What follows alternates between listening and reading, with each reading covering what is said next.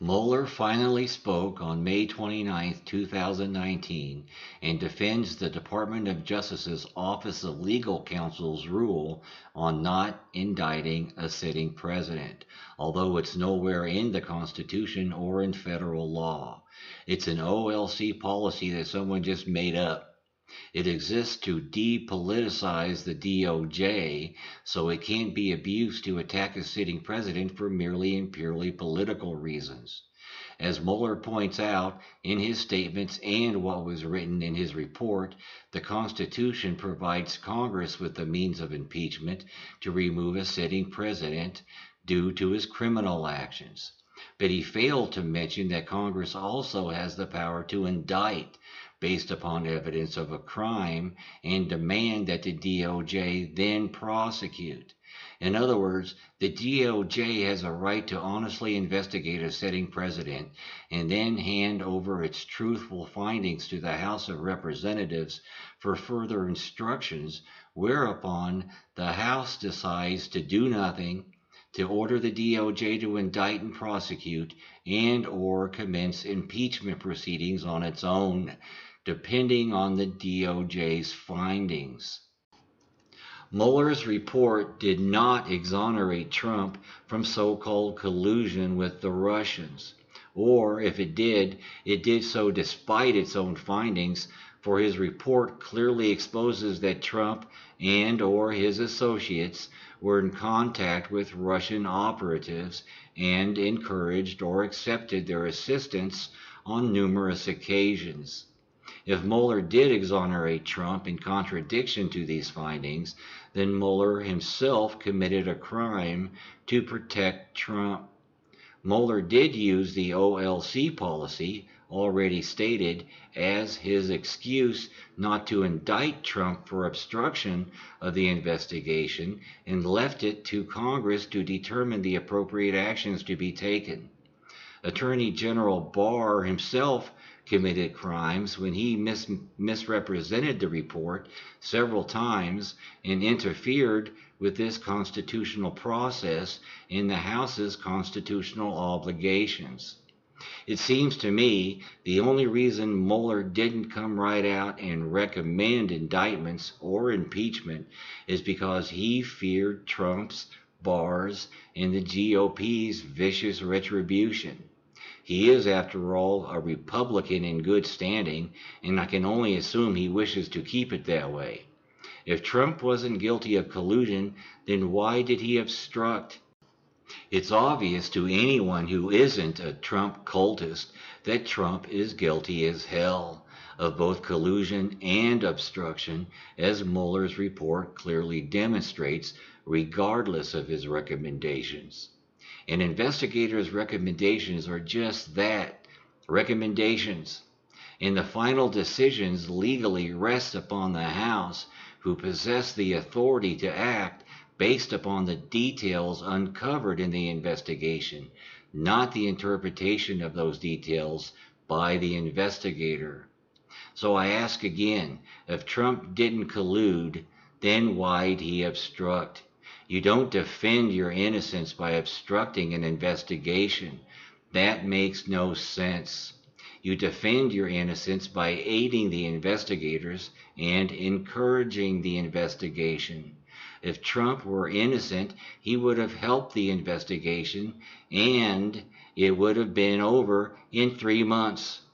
But Trump knew his own guilt, so he did everything imaginable to cover his own ass, while many of his associates took the fall and went to prison for doing what Trump ordered them to do. Trump's a real piece of work, that's for sure.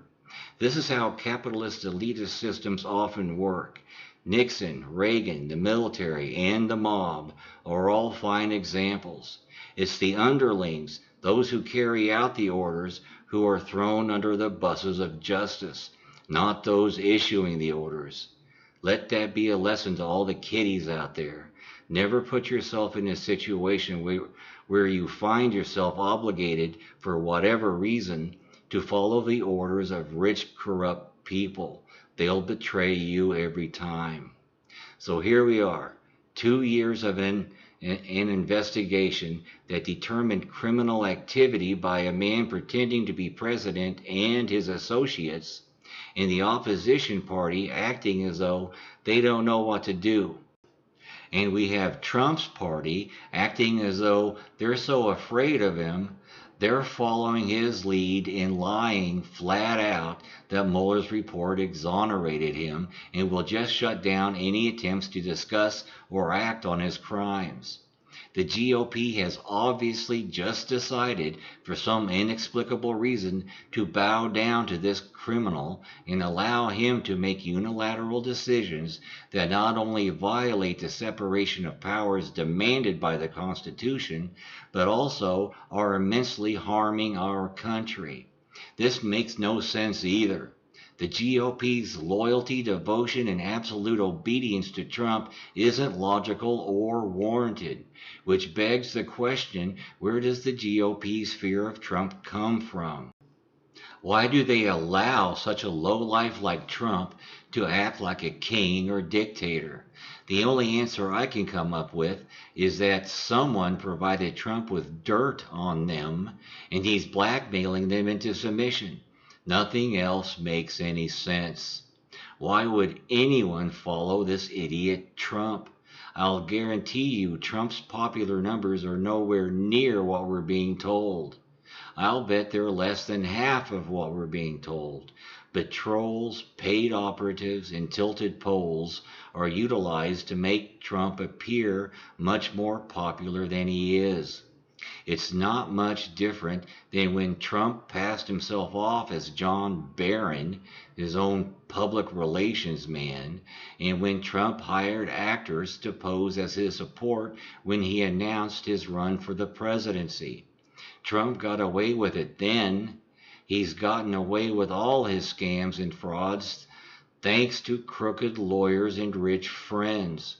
What would prevent Trump and his rich elitist chums from pulling the same scam now with Trump's popularity numbers? One difference between Trump and Stalin, Mussolini, and Hitler is that the latter three were smart enough to be truly dangerous. Trump is stupid enough to be truly dangerous. One thing they all have in common is many people were stupid enough to follow them all with such devotion, loyalty, and obedience to make them even more dangerous. But let's face it, Trump is so easy to laugh at. How can anyone be so blind as to take him seriously? He's such an obvious buffoon in his ridiculous addiction to Twitter, his completely misplaced narcissistic demeanor, evident lack of self-respect, immense overcompensation for his personal inadequacies, his childish name-calling, and off-target insults he thinks are so clever. He's just laughable. People are laughing at him, but he's so wrapped up in his delusions of grandeur he can't see it. If anyone were to actually tell him this truth, he honestly just wouldn't allow himself to believe it. There's nothing so comically sad than some self-important twit who thinks he's hot shit, but is actually just a slimy, laughable little nothing. He was given or stole everything he has. He knows nothing about business, economics, politics, or reality. The only thing Trump is good at is hiring a bunch of crooked lawyers who's even more crooked than he is to cover his failures and crimes. He's a media hound indeed, but he isn't good at self-promotion either, unless making a constant fool of yourself is considered good self-promotion. Yes, some say, but he's president. Well, no, he isn't president. Trump and other morons may think stealing the White House or being given it, both which apply to Trump, makes you president, but Trump and these other morons would be wrong. The only reason Trump is in the White House is because a bunch of unlaughable, truly dangerous men, American and Russian oligarchs, got together and decided to play a horrifying and very disruptive, cruel joke on our country. They actually think it's funny that Trump's ineptitude, incompetence, and megalomania is causing such havoc and bringing this country to a standstill. They're succeeding in using Trump to make the U.S. into a total global joke in the eyes of the entire world. Trump's a dangerous joke, I'll agree, but a joke nonetheless. He's just a puppet, a sleazy little weasel, a two-bit con-man who just happened to be born rich and was in the right place and at the right time to be the one selected by the Russian and American elite to pursue their respective corrupt agendas. With Trump's lifelong ineptitude and corruption, no exaggeration is needed to criticize him. He's a lifelong criminal, and it's been proven and well documented for decades. Among the crimes already mentioned, he blames others for his failures and takes credit for other successes. He's a horrible businessman losing billions of other people's money. He's a fraud, a con man, and he lies about absolutely everything. His entire life has been one big scam and crime spree. Trump's only skill is hiring lawyers who are even more corrupt than him to help him stay rich and out of prison for the last 50 years. This is the reality behind the moron who now claims the presidency of our country. I don't despise Trump because of his right-wing politics. I despise Trump because he's Trump. I adhere to the philosophy of equalism, and as an equalist, I denounce the fascism and lunacy prevalent from the contemporary right and left. I base my judgment of people on a high level of integrity, ethics, and acceptance of sanity. Trump could come out supporting equalism 100%, and I still would denounce that sleazeball. I would have never allowed such a lowlife to represent me. To me, character counts just as much as anything else.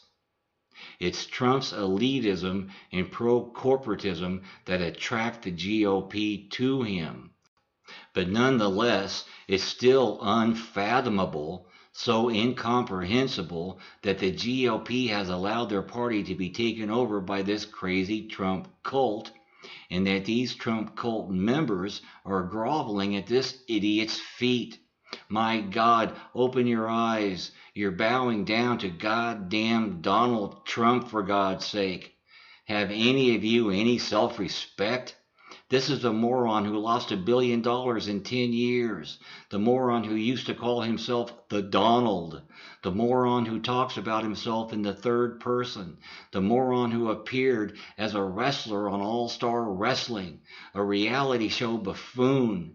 Trump's just a sad excuse for a human being, a draft-dodging, tax-evading, wife-cheating, thieving, immature, paranoid, megalomaniacal sexual predator, a gangster doofus. The GOP and the Trump cult need to grow a backbone and start demonstrating the ethics, integrity, and self-respect to stand up against this Trump absurdity and start defending their Constitution, their country, and their own rights. There are reluctant Trump supporters and there are Trump fanatics.